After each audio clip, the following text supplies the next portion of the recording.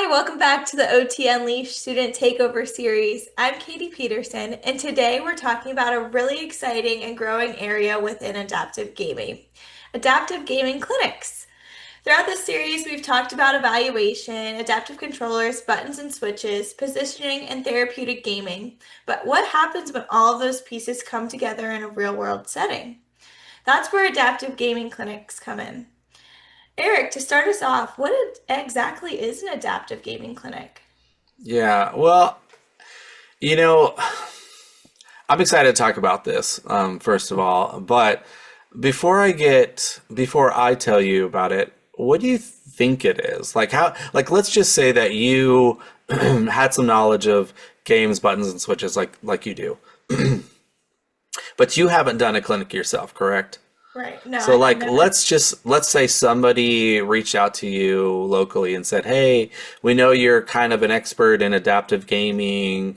Like, would you consider any kind of adaptive gaming, clinic or like could you come and kind of do a clinic for us? Like, what would you do?" Right. So I feel like there's a bunch of different avenues that like a clinic could hold. Um, the first thought that comes to mind for me as like a future occupational therapist is kind of assisting with some of those therapeutic things. So like the Yeah. setup, the gaming accessibility, Yeah. maybe even teaching um, parents of gamers or gamers themselves like how to do some setups, kind of workshopping those types of things Yeah. with Yeah. them. And then as an OT, I'm also thinking about maybe, other therapists and practitioners coming in who may be interested in gaming and how I could educate them on how to use games and, giving some demonstrations Yeah. on different devices or equipment to kind of let them explore some of those tools. And Yeah. then just like, really just providing that guidance to our patients and, Yeah. kind of assisting with some of those things and refining some skills that when it comes to gaming, such as Yeah. setups, how to use specific buttons and switches, maybe exploring some mounts, but really just Yeah. having all of those components that we've talked about in prior episodes all really come together and share the knowledge for both clinicians and our patients and our clients. Yeah. I mean, you hit the nail on the head. I've said that a lot lately. You hit the nail on the head, right? So here's the thing. Every clinic's going to look a little bit different. Right.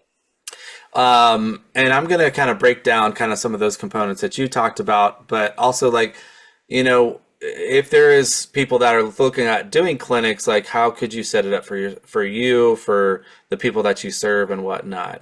So I'm going to take it back to probably the first one that I ever did, which I think is the Enhancing Skills for Life conference. I think that might have been one of my very first adaptive gaming clinics. Now, the Enhancing Skills for Life conference is basically a conference that is held once every like 3 or 4 years, and it very specifically focuses on bilateral upper extremity amputees. So both arms amputations, which basically means I don't have any digits or hands. So that immediately tells me in the clinic that I'm working on, I need big buttons. I need foot pedals. I need mounts. I need switches that will hit arms or heads and stuff like that right away, right? So that's not that that's going to be the focus, but I need all those options. Mhm. I also bring so thinking about that, I wasn't really sure what to expect. I brought everything that I possibly had in accessibility, all those things, and I just started to kind of work with people. And one thing that I realized right off the bat that is that I would need to probably need a couple people in future events, because what happens is, especially if there's kids, is that there's going to be a lot of people waiting. If you think about your typical treatment day, and let's just say you have 8 clients that day. Well, your clients each have appointments, and your appointment, let's just say, is an hour long, right? Well, you know that your appointment from 3 o'clock is not going to come in at 8 o'clock. But in these type of things, you might have all of those clients come all at 8 o'clock in the morning. And so all of a sudden you have 7 people waiting for you while you're trying to work with one. So the Mm-hmm. first thing is it's always great to have like a second person. Usually what I'll do is I'll set up two different screens with two different systems. I'll put Nintendo on one and then I'll put Xbox on another. I don't typically travel with my PlayStation because it's just so big. If they Right. have a PlayStation there, then we'll work with the PlayStation, but I can't physically bring that PlayStation. It's just too big. Sure. But I have the Switch, which is small, and I have an Xbox One S, the smaller Xboxes that I can also travel easily with in my suitcase. And so that's what I typically travel with for those things. Um, so what you typically see, and how these kind of evolved was that you learn a lot from every single clinic that you work on. I've done this for a long time, and so a lot of times I'll have clients come in, kids come in, adults come in that want to play, and I'll see right off the bat the things that I can use, whether it's shoulder, legs, or whatever. But some OTs might be a little overwhelmed, so I would encourage you if you are going to do a clinic. Start with an evaluation. And we've talked about evaluations. You may not be ready to figure out what it is that they need. Maybe you need to kind of figure out what they can use before they need. So an evaluation is a great tool to kind of start with this idea, thoughts of kind of what they can use. So I usually get there about probably an hour early at least, maybe 2 hours, and set everything up. I get all the buttons, all the switches, all the mounts, everything out on a table. And a lot of times that's for me to be able to easily identify them, but also for the client to look at them and maybe want to try something. Sometimes they're like, oh, I know that you're using this, but I would really like to try that other thing. That big one over there, or maybe that row, that cascade of buttons. I'd like to try that. And it's also just a great visual. It brings people to the clinic to look at what you guys are doing. So oftentimes, again, I usually try to focus one person at a time, and I'll come up, I'll have a little conversation with them. I build rapport right off the bat, like, hey, Jimmy, hey, Teresa, like whoever it is. And you ready to do some gaming today? If it's kids, be playful, and yeah. And I was like, well, what kind of games do you want to play, or what kind of games do you like to play? Sometimes they've already been playing with things that, with traditional controllers that just weren't good enough, and so I'll introduce different types of ways that they can play that might enhance their gaming. Sometimes they've never gamed before. And I certainly have had plenty of those where they're like, I've never played video games because I never thought it was an option. And then by the time they're done, I have never had a single patient not play. And that's in different types of ways. And this kind of brings me to the next thing. Like the next thing is don't expect that it's going to be perfect every time. Like I'm never going to be in a situation where patient comes in or a client comes in and I'm like, oh, I know the perfect thing for you and it works every time. It just doesn't. Like I fail all the time trying to get somebody set up until I get them set up. Maybe I try to put a mount on a wheelchair that the mount is the wrong mount. Maybe I try to put a button in a space where I think would be good for them, but it doesn't end up being good for them. Maybe they can't activate that particular part of their body that I thought they could, Right. well. So I'm constantly moving, constantly changing things, and then just kind of doing my best from there. And actually, one of the cool things that we haven't talked about is we have now developed a prescription, if you will, for gaming. And that prescription ends up being like a checkbox of all the things that you use. So if I get somebody set up, I'll be like, okay, what we used today was the Xbox Adaptive Controller. We used this button, the Logitech switches, this analog stick for your controls. And then you can give it to the parents, and then they can take it, go onto the rehab arcade and find those things that I prescribed, quote unquote, and then order them. So it's something where they don't have to remember. and they can take it home and then order the things that we prescribed, which is kind of really cool. And honestly, if you are an OT or a therapist out there that is going to do clinics, I highly recommend you have something to give the parents to take away. I mean, they can take pictures, they can take video, but sometimes they don't know what the stuff is called or where to get it. And so with our prescription, you can just, it'll say exactly what it is on our website, which is really cool. So that's kind of the very base of the clinics, like I'd love to kind of go into some of the, experiences that I've had, but that's kind of how we Yeah. initially set them up.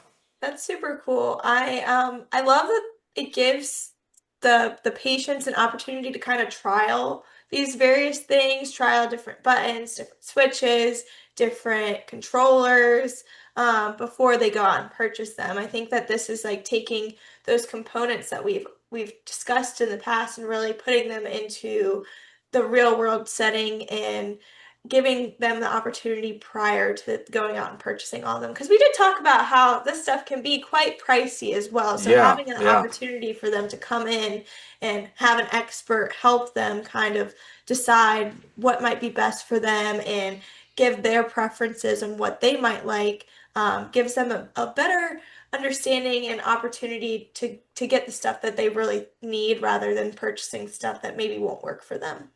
yeah, yeah. I mean, you're right.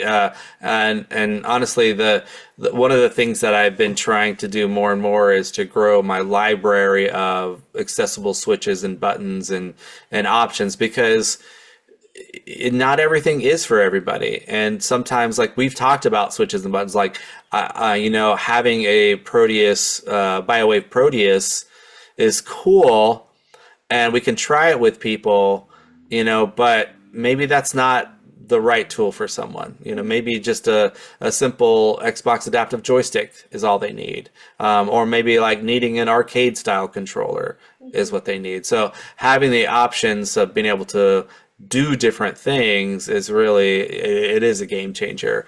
Because you can see things online all the time and think like, oh, this is gonna be great. Matter of fact, like how many times do you order something on Amazon thinking, oh, that's perfect. You get it and it's nothing like you wanted. Yeah. It's similar. And what are you gonna spend $100 on something that you realize that this was nowhere near what I thought it was. The reviews lied to me, like, or whatever. Well, and it's so disappointing when you've been waiting and so excited, especially for something that might make things easier for you to participate in Yeah, your task, and then it comes and it's not what you expected. So, yeah. some it's like, going to the grocery store and getting exactly what you want rather than ordering it and getting bad produce. Yeah, yeah, that happens. Well, and like and as we're looking at it, I mentioned earlier, I gave the example of the bilateral upper extremity amputee conference, and just on that note, like who are you doing this for? Mhm. Like there's sometimes where you're going to get all kinds of different types of clients in. If you're at a convention, you'll have all different types of people that come up and try out the different technology. But if you are at like another one that I usually do every year is the empowering spinal cord injury organization, Empower SCI. And this is an incredible nonprofit organization that does clinics for spinal cord injury clients across the spectrum of ages throughout the year, but they have a teen camp every year that I volunteer at, and I do an adaptive gaming clinic for the teens, and it's amazing. Like it's really really cool, but it's very different than amputees. Like I went from being able to use feet pedals and all my leg stuff to now the only thing that I can use is what's above that spinal cord injury. So maybe I have a tenodesis grasp, maybe I have only head and neck movement, sip and puff controls. I have to really adjust my approach to Mhm. all of that, and so I think that at the end of the day, really understanding what the audience is that you're going to be working with will help you prepare for the clinic itself. Yeah.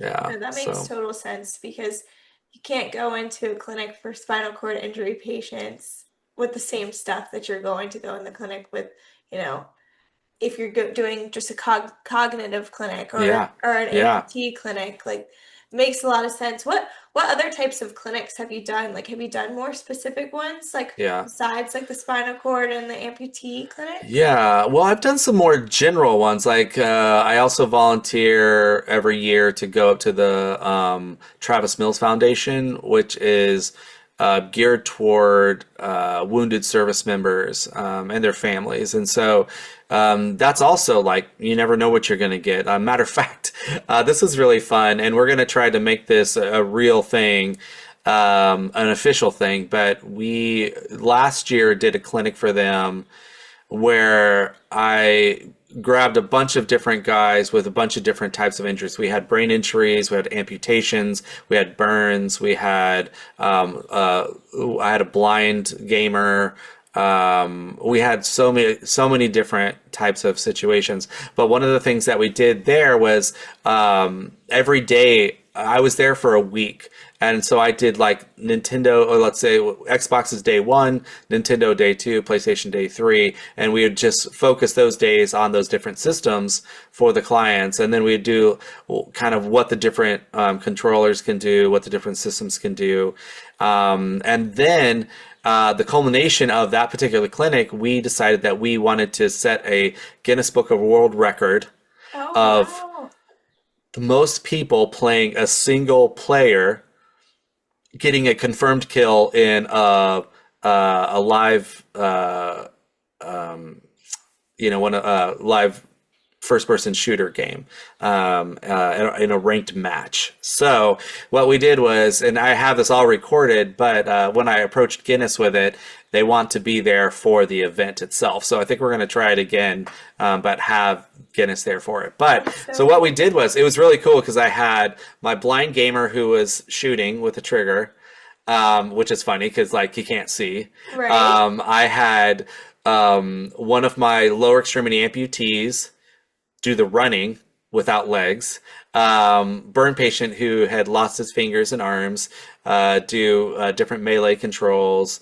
We had a severe brain injury who was nonverbal do jumping, which he could jump whenever we said he could jump, but we were so excited because he couldn't really communicate with us, but we could communicate with him. So anyway, we had all these people doing all these different things. Yeah. And it was just so much fun, and to see the joy. And matter of fact, we'll pop it on here so you guys can see that clip kind of in real time. But when we got that actual confirmed kill, it was just like, we were all like, ah, oh my gosh. It was just like all of us together That is doing so this. awesome. It was like, there ended up being, I think, 9 of us or 10 of us doing different, and controlling the one person, and so it was really cool. But, so there's other clinics that I've done where, like actually Brooks Rehab down in Florida asked me to come, and we opened it up to the community where we said, hey, we would like to do this free gaming clinic for the community. And we held it at a Microsoft store. So, because they had a lot of Xbox, and so we Yeah. collaborated with them and had all these people come in. And it was just so much fun to have all kinds of different types of people with different types of abilities to come in and play. But again, one of the lessons that was really tough for me was I was by myself, Hmm. and I really had to like lean on some of the other people to help facilitate the clinic because I just didn't have that. And honestly, this actually goes into a really good point. Like there's been some of the times, like what I offer also for these things is like, if you're going to have me do a clinic and you're, let's say, a medical facility or a treatment clinic or something, like I will come in and I will train your therapists, and then we can do the clinic. Because it's that age old like give a man a fish, feed him for a day, teach Yeah. a man to fish, feed him for a lifetime. So like I could come and do the clinic for you, and great. But what if I came in and I did an in service, showed you how to do all these things,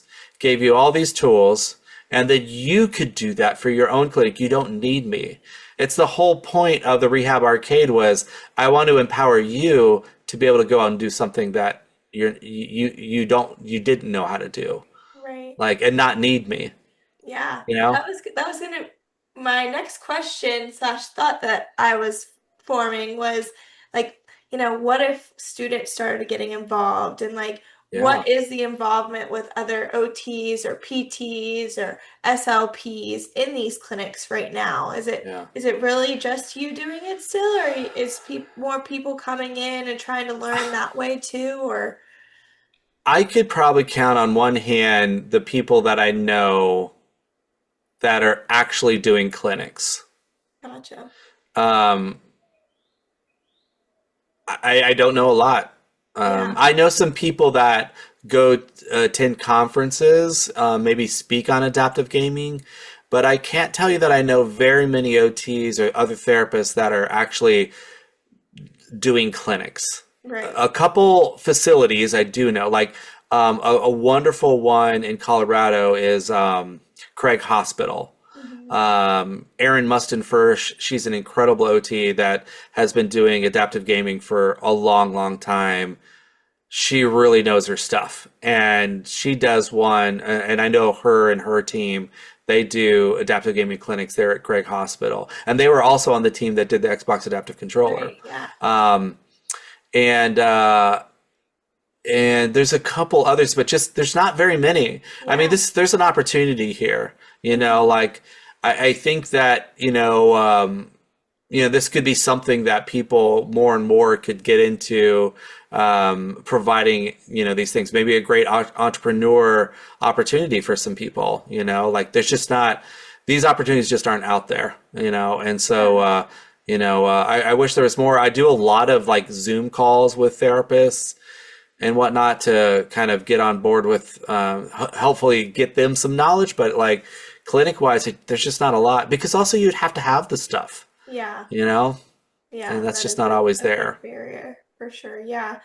I think that it would just be super awesome though if like, it just got bigger and bigger and then more people could be exposed to adaptive gaming and all of the different tools and components that go into it. Yeah, Just so I you can agree. see, like we've talked about the prevalence of gamers in our society, and we Yeah, need to provide them with a clinic that supports them too because yeah, there's all we're trying to make more and more resources to make OTs and PTs and all types of therapists more comfortable with using gaming as intervention, gaming for yeah. accessibility, and you can read and you can listen in and you can get all this information, but you got to be able to actually, when you have the tool in hand, be able to use it too.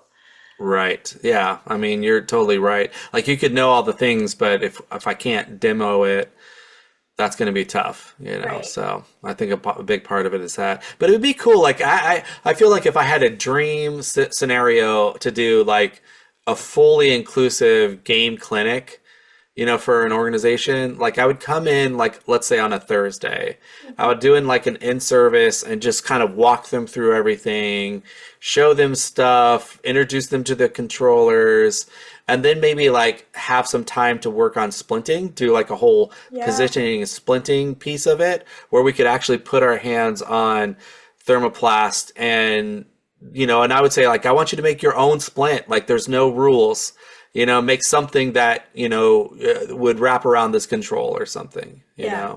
And then we could even have it where the next day, Friday, we have individual appointments. For their Yeah. clients. Like, hey, you can meet with Eric, and then I would hand over hand work with each of the OTs or the therapists, where I could say, see what I'm doing here, this is what you would do. See what I'm doing here, this is what you would do. And then, do like a day where we have appointments, maybe 5 or 6, 8, I don't know. But I do need some time with each client. So an hour appointment is great. And then on Saturday, open up to like the community. Like, hey, let's do like a open walk-in type thing where if people want to come, we'll do this.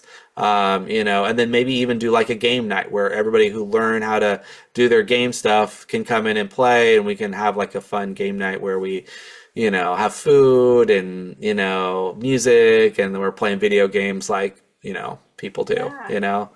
Does that make sense? Like it Oh would my be so gosh, cool to do that. that's just amazing. That's such a great goal, I think, because it really, is well-rounded in helping therapists understand and then also helping the community still. And, together they're both learning and Yeah. making the world more accessible. I love it so Yeah. much. That's such Yeah.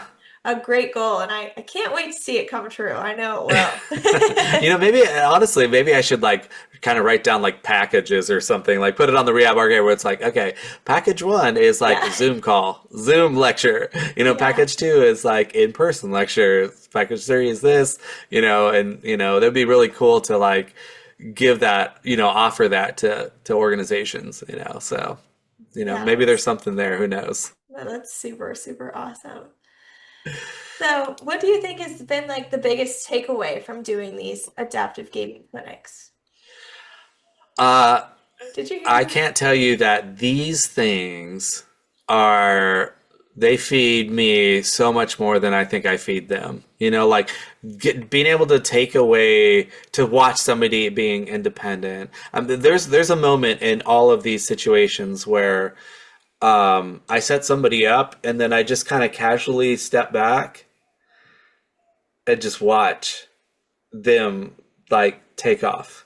Oh, that's And amazing. like I look at their family member and I'm like, I'm not doing anything right now. Like they're playing. Like I'm not doing anything. They're playing without me. And a lot of times the parents are just like, I didn't think this was going to be a thing. I never thought this would be an opportunity option for my kid. So it brings me so much joy. There's a really cool Travis Mills. So the Travis Mills Foundation I talked about, but Travis Mills is a quad amputee. He got blown up in Afghanistan, lost all four limbs. As a matter of fact, if you look up in the podcast from last season, I did a whole thing with him.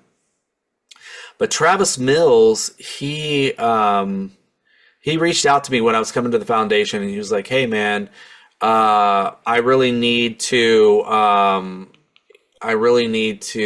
My son is asking for me to play video games with him, and I just not sure what to do." He was like, "I'm not really a gamer myself, but my son wants to play, and I'd love to be able to play with him and be able to have that with him." And he has a single bilateral. He's bilateral upper extremity amputee, but one is transradial below the elbow. The lower extremities are bilateral transfemoral above the knee. And then he's got a transhumeral. Actually, I think his transhumeral is on the right side. Anyway, what doesn't matter. But there was a moment where I was like, yeah, while I'm in town, I'll pop over to your house, and then I'll get you set up. And at the time, this game, Super Mario Bros. Wonder, came out for the Nintendo Switch. And so we started setting things up, and I kind of put a mount here for him to move, and then a mount over here for him to do this. And then he had two switches under his thighs, and so Uh-huh. he could basically, hit his thighs up and down and hit these buttons. And he said, "All right, I think I got it." And him and his son Dax started playing, and was going across the screen. And I kind of like looked over at his wife, and I stepped back like, and nobody was saying a word except for Dax and Travis, and they were just laughing and having fun. They Oh beat the my goodness. game together while I'm just kind of chilling, and we're all so excited. And he's having fun, and Dax is having fun, and just like this moment where the father and son have bonded in a video game space that was previously taken from him. Right. Oh my gosh, that's so It was so amazing. beautiful. Like, Yeah. I mean, for me to experience that, it was like, I don't like, this is exactly why I do this, right? Right. Like, this is like exactly why I do this. So it was beautiful. It was such a cool thing, such a cool moment for all of us. And we never even spoke a word about it. We just watched it happen. And his wife Kelsey and I kind of made eyes like, "Oh, it's a thing, Yeah. So, but I do want to before we close, I know we're coming to the end of the episode, but before we close, I do want to say that you made a really good point earlier about teaching the parents. Hmm. Because what happens is it's so vitally important that as you're doing these setups, that you help the person, the caregiver, whoever's with them, understand how to set these things up.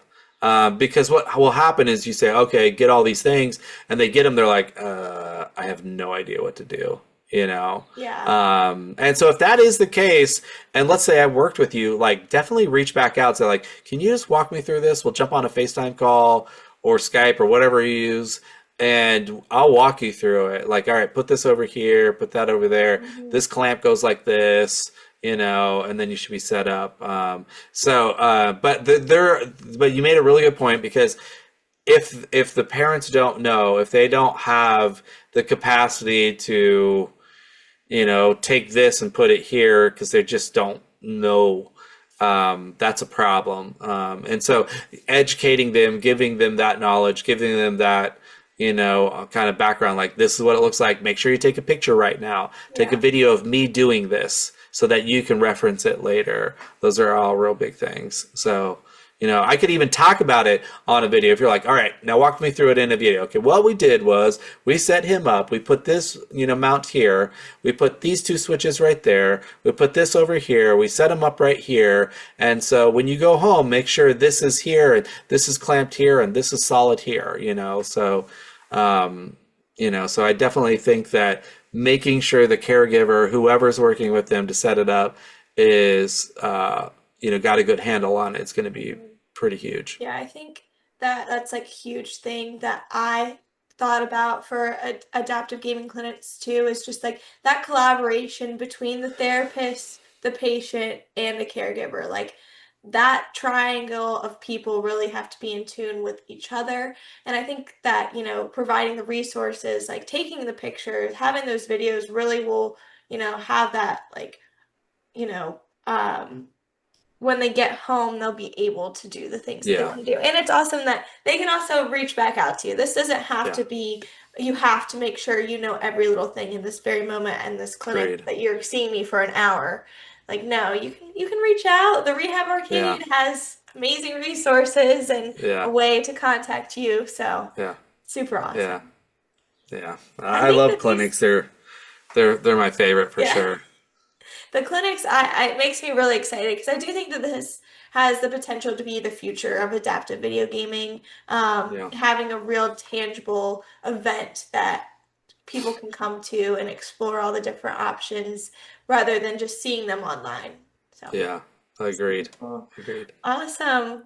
Well, thanks for sharing all of your experiences with adaptive gaming clinics and all the different amazing things that you have done with your patients and the caregivers and even teaching other therapists how to do this stuff. It's Yeah, yeah, super you're welcome. And I will say, if anybody listening to this wants a clinic, you can actually go through our contact pages, and you can kind of find what we offer, what they look like, and then it'll email me directly if you wanted a clinic in your organization. Like, just again, pop over the Rehab Arcade. There's a whole section on kind of what we offer, and contact options where you can do a drop down in clinics, and boom, you got it. We can kind of work something out. I'd love to help you guys out. awesome. Well, thanks everybody for coming here and listen to the OT Unleashed Student Takeover series. We will see you next time. Bye.